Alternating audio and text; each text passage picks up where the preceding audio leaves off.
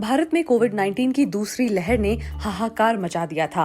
अस्पतालों में मरीजों को बेड नहीं मिल रहे थे, तो शमशान घाटों और कब्रिस्तानों में लोगों के अंतिम संस्कार के लिए जगह की कमी होने लगी थी। लेकिन पिछले कुछ दिनों में देश में संक्रमण के मामलों में कमी आई है, लेकिन हर दिन मरने वालों की संख्या अभी भी 4000 से अधिक है। पिछले हफ्ते के डेटा के मुताबिक नए मामलों की संख्या कम हो रही है। साथ ही 7 दिनों तक औसत यानी मूविंग एवरेज भी कम हुआ है।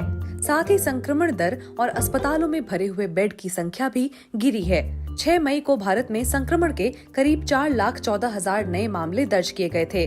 महामारी के दौरान एक दिन में संक्रमितों की ये सबसे अधिक संख्या थी।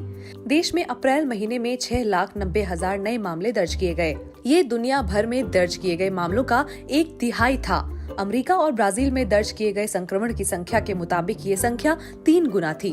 संक्रमण के मामलों में अमेरिका दूसरे और ब्राजील तीसरे स्थान पर है। भारत के संक्रमण के ग्राफ पर नजर डालें तो मामलों के 7 दिनों का औसत 8 मई को पीक पर पहुंचने के बाद से लगातार 10वें दिनों तक कम हुआ है, यानी कि करीब 22% की गिरावट। हर दिन तकरीबन 84,000 केस कम हुए। दूसरी लहर का ग्राफ आमतौर पर जैसा कोरोना वायरस का ग्राफ होता है वैसा ही है, लेकिन भारत में मरने वालों की संख्या अभी भी बढ़ रही है। देश में अभी तक एक दिन में सबसे अधिक मौतें 18 मई को रिकॉर्ड की गई थी। ये संख्या 4500 थी। मरने वालों की संख्या का पीक आमतौर पर संक्रमण के पीक के 1 हफ्ते बाद आता है, क्योंकि मौत पॉजिटिव पाए जाने के 1 हफ्ते से लेकर 15 दिन के बाद होती है। भारत में संक्रमण दर या पॉजिटिविटी रेट अब कम हो रही है, यानी जितने लोगों का टेस्ट किया जा रहा है उनमें पॉजिटिव आने वालों की संख्या कम हो रही है। 8 मई को खत्म होने वाले हफ्ते में ये दर 22.7% थी। 18 मई को ये दर कम होकर 16.9% हो गई। ये आंकड़े संकेत देते हैं कि कोरोना की दूसरी लहर पीक पर पहुंच गई है। विश्व स्वास्थ्य संगठन के मुताबिक सही तरीके से टेस्ट किए जाने के बाद अगर संक्रमण दर 2 हफ्ते तक 5% से कम रहे तो माना जाता है कि महामारी कंट्रोल में है। सक्रिय मामले यानी कि वो लोग जो एक समय में संक्रमण का शिकार हैं, उनकी संख्या कम होती जा रही है। पीक पर पहुंचने के 2 महीने पहले से ये संख्या बढ़ रही थी। सक्रिय मामलों की संख्या इस दौरान एक दिन में 1,38,000 तक पहुंच गई थी। सक्रिय मामलों की संख्या से पता करना आसान होता है कि स्वास्थ्य व्यवस्था पर उस वक्त कितना दबाव है। जितने ज्यादा मरीज होंगे उतनी ही ज्यादा स्वास्थ्य कर्मियों की जरूरत पड़ेगी।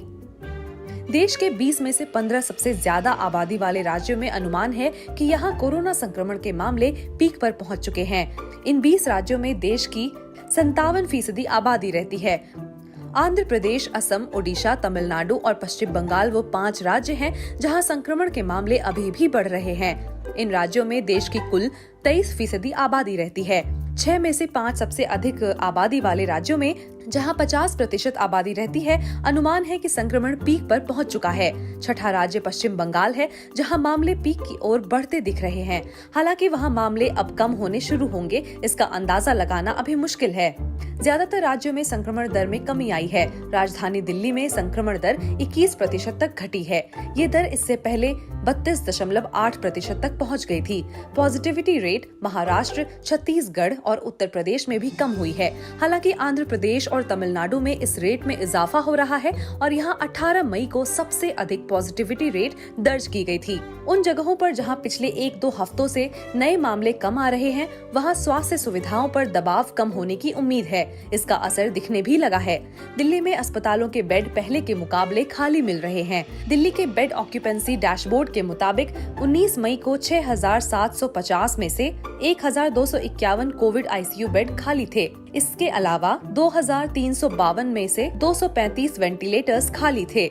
दिल्ली में 1 मई को 94% बेड भरे हुए थे। ये संख्या 18 मई को 59% हो गई। 23 अप्रैल को जब मामले पीक पर थे, तब दिल्ली में संक्रमण के 25,994 नए मामले दर्ज किए गए थे। 18 मई को संक्रमण के 7,739 मामले दर्ज किए गए।